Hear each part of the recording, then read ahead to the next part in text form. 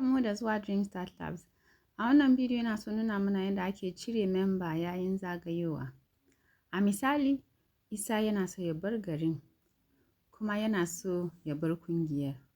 Ya mai kula da littafi zai cire Isa daga kungiyar. Zai je setting, bayanan membobi, a nema sunan Isa. Isa ne wanda ake so a cire. A ta hannun dama za ga wani kalma cire, a danna.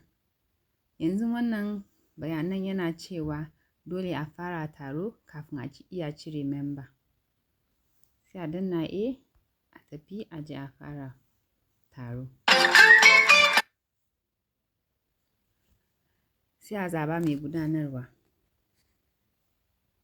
Sai yanzu a koma a je a cire Isa.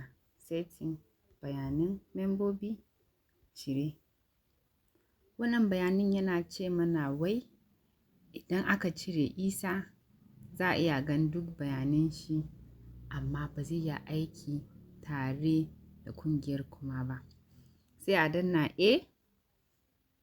Yanzu wannan yana nuna mana duk abubuwan da Isa ya yi da kudin da zai karba yanzu da za a cire shi.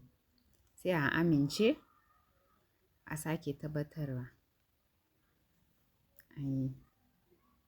To, haka ake cire memba daga kungiyar.